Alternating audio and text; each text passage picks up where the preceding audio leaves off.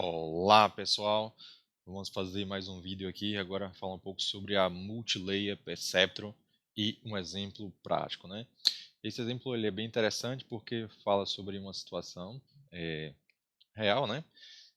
De como a gente consegue usar um algoritmo de machine learning para prever se um cliente, né, de um banco ele vai sair ou não, né? Baseado nos dados desse cliente, a gente vai tentar identificar se ele tende a fechar a conta, né? Se ele vai fechar a conta ou se ele vai deixar de ser cliente desse banco, beleza? É, os dados, a gente consegue esses dados aqui no Kaggle ou no Super Data Science, né? São duas referências de onde conseguir esses dados. Aqui eu tenho, só para a gente ter uma ideia, a gente tem a organização desse código, né? Eu vou compartilhar esse código com vocês no link, mas a gente tem essa estrutura aqui. O primeiro passo a gente vai tentar carregar os dados, depois a gente vai dividir para treinar e testar, né? Fazer um tratamento inicial desses dados, treinar e fazer uma avaliação, beleza? Então esse aqui é o roteiro do nosso vídeo de hoje, né? Lembrando que a ideia aqui é fazer realmente mais comentários, né? O código, né, o link para esse código eu vou deixar aqui no comentário dos vídeos, beleza? Então vamos lá. Carregando os dados. Então eu já deixei pronto aqui um link, né, no site da nossa disciplina, essa base de dados. Então para carregar é bem simples, né? É só usar a biblioteca Pandas, usar o read CSV, beleza? Sobre esses dados, o que é que tem de interessante aqui?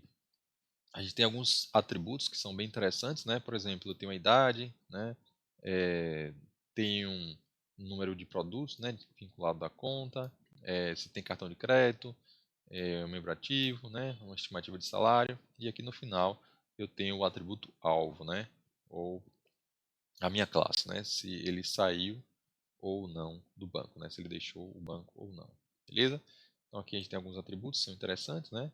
Tem um score de crédito também, né? Alguma métrica que o banco utiliza para dar uma pontuação para esse cliente, né?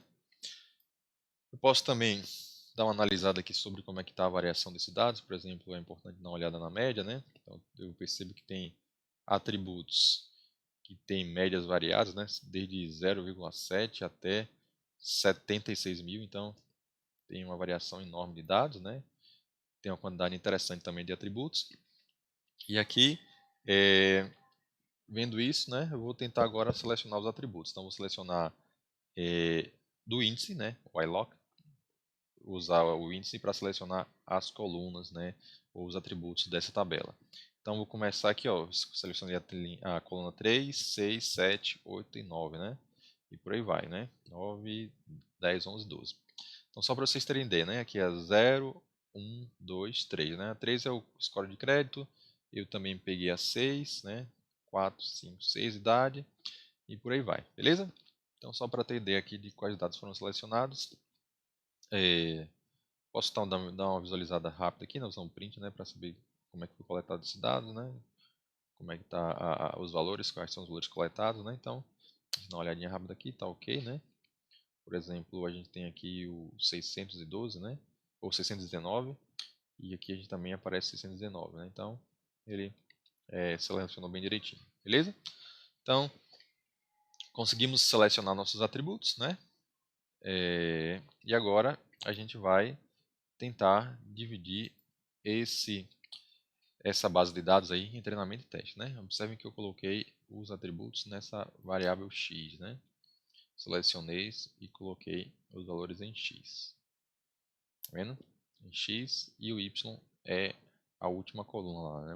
O valor booleano, verdadeiro ou falso, 0 e 1, para sair ou não, se tinha sair ou não do banco, né?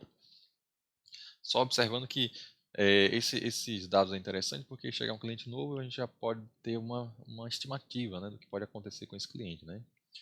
Ou até os clientes mais antigos, né, depois de um determinado comportamento a gente pode perceber se ele está no comportamento, né, ele está ali na situação próxima ou a situação semelhante à situação de quem saiu ou de quem fechou essa conta, né? Então vamos lá. Então aqui eu tenho uma estrutura, bem prático, né, para dividir. Então, estou usando do Scikit-Learn a função train test split. que aí conseguimos dividir de forma bem rápida esses dados, né, o x e o y, né, o tamanho do conjunto de testes, a gente colocou 20%, né, e pronto. Então, a divisão bem tranquila aqui, usando essa estrutura do Keras, ou do scikit-learn, né, esse método scikit-learn, e agora a gente vai tentar fazer um tratamento de dados, né. Por que é importante fazer esse tratamento? Né? Se a gente observar a variação dos dados inicialmente, né? Eu tinha até colocado aqui, aquela variação, ela tinha números variando com muita variação, né? Com a amplitude, né, dessa variação, né? Valores máximos e mínimos, né? Por exemplo, para esse score de crédito, eu tenho aqui uma média 650, né? Já para o balanço, né? O valor, o saldo lá, o dinheiro em conta, eu tenho aqui um valor cerca de 76 mil, né? E por outro lado, eu tenho aqui números de produtos 1.5. Então, eu tenho valores que têm uma amplitude grande de variação, né? Então, aqui, por exemplo, a média, o mínimo, cadê o mínimo? Aqui o mínimo foi, por exemplo, esse aqui, o mínimo foi 0 e aqui o mínimo foi 1, né? Já o máximo aqui foi 250 mil e aqui é 4, né? Então, só comparando esses dois atributos, a gente percebe que tem uma amplitude de variação muito grande, né? Então, aqui varia na casa de algumas unidades, aqui varia na casa de centenas de milhares, né? Então, a gente precisa que esses dados sejam equilibrados. Todos os atributos devem ter uma influência proporcional, né? Então, a gente vai fazer a normalização, beleza? Vou tentar fazer essa normalização para que todos os atributos tenham uma influência equilibrada, né? Ok? Então, depois que a gente normaliza, se a gente vai observar os valores, eles estão variando aqui em torno de -1, -2, né? Até 1, 2, né? Então, varia aí em torno de -2 a menos 2 até a 2, por aí mais ou menos, né? Nessa faixa aí, o que a gente tem que perceber é que realmente a gente consegue, com essa normalização aqui, né? Usando esse código do scikit-learn, né, a gente consegue fazer uma normalização padrão via escalar. Beleza? Pronto. Então, fez a normalização. A partir daqui, a gente pode agora fazer o nosso treinamento. Então, a partir daqui, eu vou pegar a biblioteca, né, do TensorFlow como TF, e aqui eu saio utilizando os recursos do TensorFlow, né? Uso esse objeto sequential, a classe sequential, para criar esse objeto classifier. E aqui eu consigo montar, né? E vou adicionando as camadas, né? O que é legal, eu consigo adicionar camada por camada, né? Muito bom essa implementação aqui, muito interessante. Por exemplo, nessa primeira camada, nessa primeira linha de código, eu consigo colocar a primeira camada escondida e também consigo configurar a entrada, né? Consigo configurar essa camada de entrada e a camada escondida, né? Então, como é o formato de dados da entrada? 8. Por que 8? Porque eu tenho 8 atributos selecionados lá, né? Na minha base de dados, selecionei 8 atributos. Função de ativação relu, inicialização uniforme, né? Então, como é que os pesos, como é que os parâmetros internos do modelo são inicializados, inicialização uniforme, né? Adiciono mais uma segunda camada. Na primeira camada escondida eu tenho 10, na segunda também tenho 10 unidades escondidas, né? E aqui na saída, né? Então coloco mais uma camada aqui de saída. Eu tenho também agora uma inicialização de peso uniforme. Eu só tenho uma unidade de saída, né? Eu quero saber se o cliente saiu ou não, né? Deixou ou não o banco, né? Fechou a conta ou não no banco. E aqui a gente coloca já uma função de ativação sigmoide, né, para dar uma suavizada aí na saída, né? Beleza? Então vamos lá. Outro passo importante é selecionar o algoritmo de treinamento, né? Então, a estratégia de otimização ou ajuste dos pesos, né? No caso, o ajuste dos pesos é usar esse algoritmo WADA, né? Esse é um algoritmo que é uma evolução do backpropagation, né? Tradicional backpropagation, mas ela é uma atualização que tem alguns recursos interessantes aí para melhorar o desempenho do algoritmo de treinamento. Beleza? A função a função de erro, né? O erro, né? Qual é a função de erro, né? Qual a estratégia de calcular o erro, né? Aqui a gente tem o Binary Cross Entropy e também como calcular essa métrica aqui, ó, de avaliação, né, do modelo. A gente está usando a acurácia, né? Como a gente tem uma saída 0 e 1, a gente pode verificar quantos ele acertou, né? Quanto ele acertou na saída, né? Ou a precisão ou acurácia, né? Beleza? Pronto. Aqui no treinamento, então aqui eu consigo montar o meu modelo, né? Praticamente eu consigo montar a arquitetura aqui da rede, né? O número de camadas, a quantidade de neurônios em cada camada. Aqui eu escolho a classificação e uma forma de avaliação também desse processo de treinamento. E aqui de fato, ó, quando eu boto classify.fit, é que realmente eu faço o treinamento da rede, né? Usando lá os dados de treinamento, né? E aqui tem alguns parâmetros interessantes também, que é o batch size, ou seja, depois de apresentar 5 amostras, vou apresentando, calculando o erro, calculando o erro, calculando o erro, faço isso 5 vezes. Depois que eu calcular esse erro e guardar esse erro de alguma forma, né, eu pego esse erro que eu juntei durante essas 5 apresentações de amostra, né, de dados, né, de exemplos para o treinamento. Aí sim eu corrijo os meus pesos, né, corrijo esses parâmetros livres aí, né. E aqui eu coloquei também a ideia de, botei aqui a época, né? Qual é a ideia por trás dessa época, né? A ideia da época é que eu preciso fazer um sorteio dos dados, né? Eu posso fazer um sorteio de todos os dados, digamos que a minha amostra tem lá 50, minha base de dados tem 50, a base de conjunto de treinamento, digamos que tem 50, 50 exemplos, 50 amostras. Então, nesse conjunto de treinamento, nesse caso aqui dá até para ver, né? Eu tenho 8.000, né? Então, nesse tamanho aqui de 8.000, eu vou apresentar os dados por sorteio, sorteando aleatoriamente, né? Quando eu sortear todos sem repetição, concluir esse sorteio de 80.000, né? De 8.000, na verdade, quando eu concluir o sorteio de 8.000 amostras, significa que eu completei uma época, né?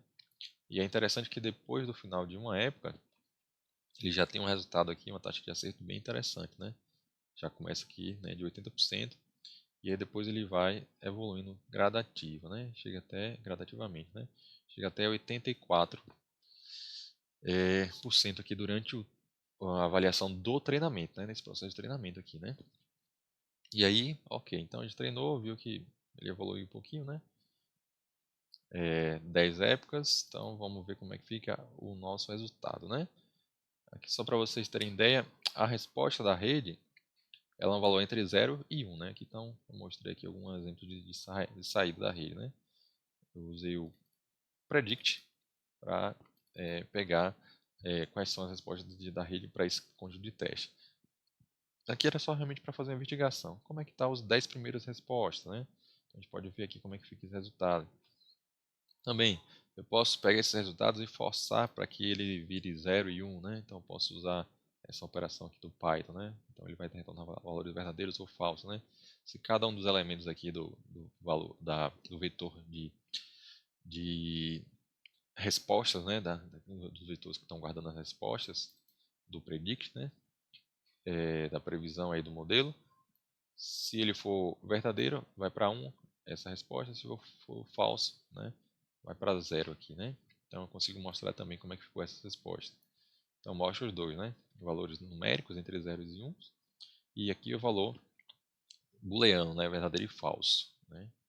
E aqui também eu consigo usar aqui a matriz de confusão para a gente poder fazer uma avaliação aqui mais minuciosa desses resultados, beleza? Pronto, aí olhando a matriz de confusão, a gente percebe que realmente a gente tem muitos exemplos da classe 0, né? Deixa eu botar aqui, né? Vamos fazer olhar rapidamente aqui. Aqui a gente tem muitos exemplos da classe 0. Se a gente até olhar isso aqui, ó, vim para cá, consigo ver a média, né? A média também é mais próxima de 0. A média dos valores da classe, né? Entre 0 e 1, 0 e 1, 0 e 1, 0 e 1, tem mais valores próximos de 0, né? Quando eu calculei a média, deu próximo de 0. Beleza? Então, aí mostra que esses dados eles têm bastante valores zeros, né? Então, muitos valores estão em zero. E aqui, ó, na matriz de confusão, eu consigo fazer uma comparação realmente das respostas que são realmente verdadeiras, da resposta que ele disse que era verdadeira, só que era falsa, e da resposta que era realmente falsa, e ele disse que era verdadeira, e por aí vai. Nessa matriz aqui, por exemplo, digamos que aqui a coluna 0, ele preveu 0, e a resposta era 0, ele acertou relativamente bem, né, a situação que era 0 e a resposta era 0. Aqui, quando era 1, ele disse 1, tem pouco, assim, tem menos valores, então isso também dificulta o treinamento, né? Mas aqui ele conseguiu até acertar razoavelmente, né? Não tão bom quanto a classe 0, né? A classe ficar no banco, né? A classe sair, né? A classe sair ficou um pouquinho a desejar esse resultado aqui, né? Mas sim, considerando que é uma classe, assim, é um comportamento, né? Vários, assim, o comportamento de sair do banco ele envolve várias variáveis e provavelmente nessa base de dados a gente não tem todas as variáveis possíveis para prever esse comportamento de sair, né? Pode ser até que tenha outros fatores externos que a gente não consegue cobrir nessa base de dados. Mas aqui o interessante é que a gente consegue ter um valor de acerto razoável, né? 86%, né? Para a complexidade desse problema, né? Aqui também tem outra questão interessante, que os dados estão um pouco desbalanceados, tem muitos dados que é da classe 0, então a gente precisa fazer uma investigação mais detalhada desse resultado. Mas de modo geral, a gente consegue ver aqui na matriz de confusão que tem muitos valores da classe 0 e ela está acertando relativamente bem, mas da classe 1, ele quer ficar no banco, ele não está tão bem assim, né? Mas de modo geral, 86 para a complexidade do problema é um resultado até interessante, beleza? E a ideia também aqui é a gente apresentar um exemplo bem didático, né? Só para vocês começarem a refletir sobre o potencial e até as limitações também desse modelo, né? Então, é isso, pessoal. Obrigado por assistirem esse vídeo e até o próximo.